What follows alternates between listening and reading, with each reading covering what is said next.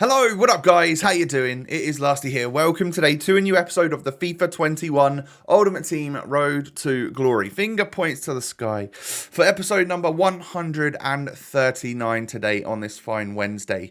Hope you guys are all doing well. Just a quick note at the very start to apologise for switching the schedule around and stuff, obviously Monday's video sounded like it should have been up Sunday night and vice versa, but had to just readjust the schedule a little bit. Pretty tough few days for me, in all honesty, but we move on anyway. Getting on into today's episode, do me a huge favor of smashing a thumbs up. I'd really appreciate it. 5,000 likes is your target, and of course subscribe to the channel as well if you're new around here. I'm not sure if we've hit 500k by the time you're watching this, but if we have, just a massive thank you to all of you. So in today's episode, like I said, because the footage has been shifted just a little bit, we need to finish off our weekend league. And also this was kind of like my last stand for Team of the Year packs. So throughout the video, you'll be seeing some weekend league. Then I cut to do a few packs. Then I cut back into the weekend league, few packs, that sort of thing. And we're currently 9-1. So a really good start from me, in my opinion. It's one of the better starts I've ever had. And we actually go on into the next game, and Robin scores to start us off. This guy's got quite a nice team. I started to realise that at this point in time, I'm really matching up against the people that are superb at dribbling with the ball. They've got the Alwars and the Manes, the people with high dribbling, very high agility, and are able to move so very well. Obviously, this is also the debut for Hidetoshi Nakata, who we unfortunately packed in our base/mid icon SBC pack the other day, in yesterday's video, I guess. But yeah, that is how it goes. Obviously, with Team of the Year, we opened up the story with a Ronaldo in the very first pack, and then we kind of closed the bookend with a baby Nakata. So it definitely went from 100 to 0 real quick instead of from 0 to 100. By the way, funny own goal that I scored there. I don't know how or why that happened, but thankfully we were already so many goals up that wasn't gonna matter. So into a few packs now. I've cut out some of the absolute trash that we get. Sometimes I've left it in as well. But we get a little Semedo from two-player pack, and we actually also get a walkout in a two-player pack as well, which I genuinely wasn't expecting. We end up getting Lloris. You basically do those gold upgrades to try and just get extra rare player fodder and not even high-rated fodder. You literally just want low-rated stuff so that you can put them back into the premium upgrades. So to get a walkout is, one, it's a bit of a hindrance because you get one less rare that you're willing to put into a premium upgrade. But two, obviously it's great to get a good walkout player that will be premium fodder for good SBC, player SBCs down the line. And now that Team of the Year is sort of over, and it's over for me as well now as we go through these videos, let me know your thoughts about it down below in the comment section, because it seems like it really missed the mark for a lot of people. Obviously, it started out so brilliantly for me, and then obviously I haven't packed anything since then, but yeah, curious to know what your thoughts are. I think it might have been one of the least popular Team of the Years we've had in the last few years. It seems like it was extremely hard for people to get a blue in a pack. Maybe that's why we all prefer Team of the Season, because it seems a lot easier. Or do you love the challenge of it being a lot more difficult? I'm curious to know. I certainly prefer Team of the Season, especially just rewards every week are so hype because you get the red picks as well. Hope that's the same this year, of course. Anyway, so as you can see, a few of the premium packs in a row didn't really get anything. So at that point, the club's pretty empty. We've got 2k coins, not many rares left. Can't do a whole bunch. So we head back into another game. And I think I checked my messages again yesterday and saw that I'd missed a few from you guys over this weekend league. Played quite a few of you that recognised me, knew the series. So apologies for not messaging any of you guys back. But yeah, this is obviously a viewer. A nice team, very meta, very solid squad. We actually equalise with Ronaldo and then score a right-footed chip shot, first time on the turn chip shot as well from Ian Robin. But then Mbappe is easily able to just squeeze that one at the near post because I did a little bit of goalkeeper movement. I really don't think goalie movement helps me at all. I think I always just concede because I move them way too far, and they always take an extra touch. And yeah, it's just poor from me, really. I can tell you that in this weekend, we scored the most goals we've ever scored. Very, very high scoring games. I think I averaged about 4.9 goals per game scored. But we also averaged like 3.1 goals per game conceded, which is a huge amount of goals to concede. So, yeah, I wasn't a huge fan of that. I guess it's like more action for you guys, so the games have more goals in them, which I guess is definitely more exciting. And I prefer that to a 0-0, 1-0 type thing. But I tell you what, it really doesn't help with the stress levels when you're up against someone who's competent and you're leaking goals left, right, and centre, but you're scoring them at the same time. It's just it's a roller coaster of emotions when you're playing the game. So I ended up getting beat by that guy right at the end. GG's though, that was a quality match. Loads of goals, loads of excitement. We go 1-0 down in our next one as well, but my opponent moved his keeper just way too far. I actually still shot at the far post and it went in. But he's going to get inside the box here with Mane. Keeps it somehow. Not really quite sure how. Maybe the defender should have got that one. And then just some poor reading from me defensively. Gets this Gnabry through again, who...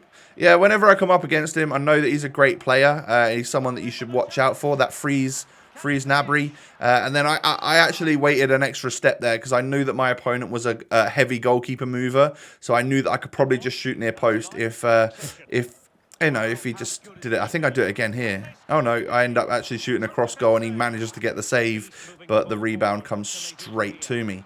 CR7 then knocks it into Dybala in the 84th minute. I think this is a very late winner for me. Yeah, it was. And as you can see, probably looks like an even game, but in terms of possession, my opponent battered me. So felt fairly lucky to come away with a victory there. Brings us up to 11 wins. So we're 11 and something right now. 2, 3, something like that. I can't really remember.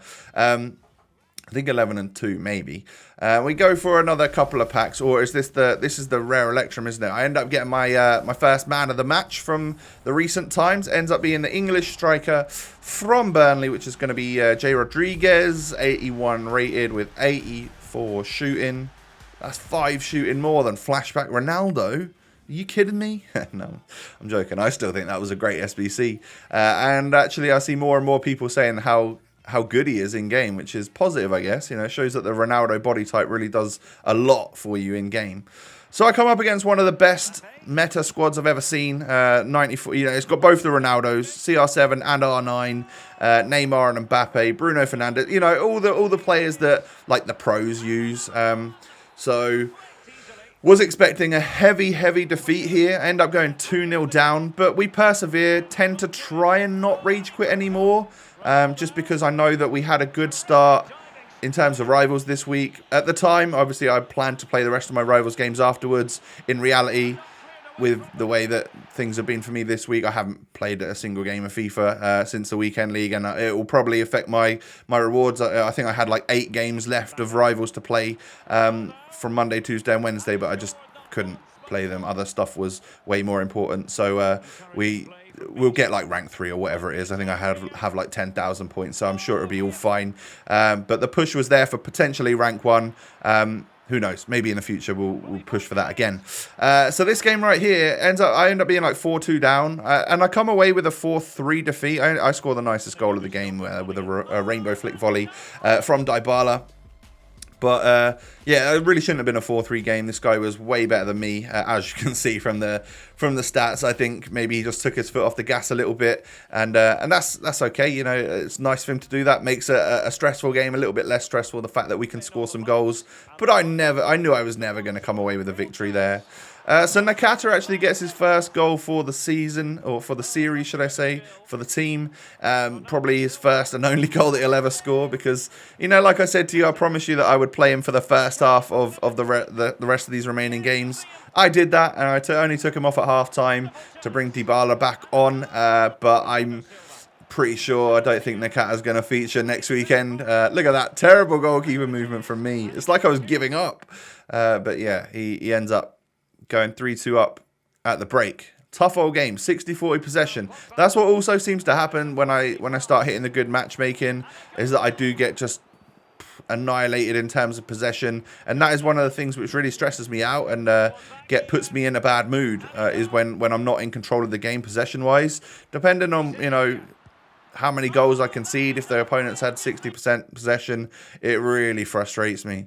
So 4-4 after 90 minutes, we've actually created more chances, but again, just being played off the park. And then right at the end, 2 minutes 20 into 1 minute extra added on, he scores with his red Vardy to win the game. So, yeah, I mean, yeah, he kind of clawed it back in terms of chances in extra time as well. So GG's to that guy.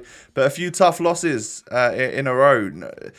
A little bit of a bottle, I would consider it. You know, I always tend to bottle it. Look at this, by the way. Just shambolic. What has happened there? It is what it is, but I think I actually laughed at that point in time, because what else can you do at that stage? You know, you can see the goal like that and you're just like, what is going on?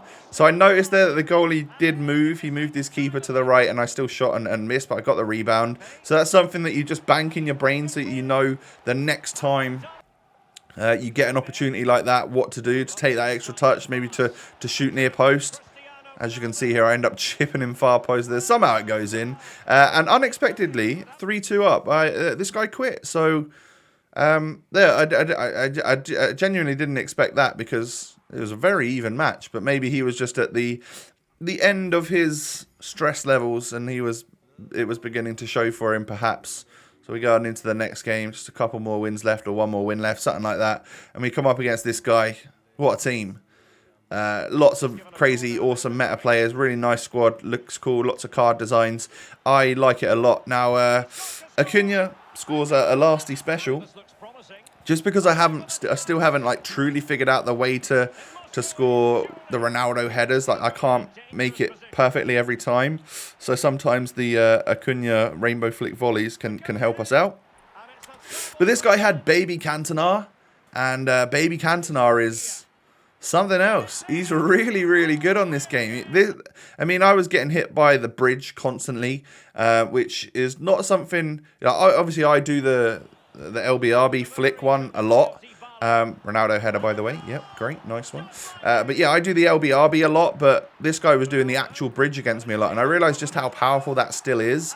Pre-patch, you might have had the patch by now, but yeah, pre-patch is just like nutty, and I wonder what's going to be patched about it, whether it's the defensive ability to read it, or whether it's the actual ability of the bridge and of the directional nutmeg. I wonder whether they're going to be less useful going forwards. I guess they kind of need to be, but it's also a way that I really attack on this game, so I don't know. Anyway, I was 3 goals up, and he actually managed to get back. He just threw the kitchen sink at it. He managed to get it back to 5-5 to go to extra time, and I was like, yeah, it was kind of soul destroying, because I was so comfortable 3 goals up. I thought, I didn't think I deserved to be 3 goals up, but somehow I'd made it. And then he actually gets through and scores another couple of times with Cantona in extra time. So I'm 7-5 down after the first half of extra time.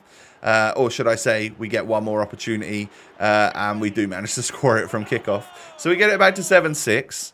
Into the second half of extra time we go. Again, we just throw the kitchen sink at him now. That's just the way it's got to be. Because it's you know, you either score or you go bust. So turning the game around to actually go 8-7 up, I couldn't believe it. This game was just a roller coaster. And then I give a penalty away, and I'm like, oh God, I just got back in the lead. What are you doing, Tom?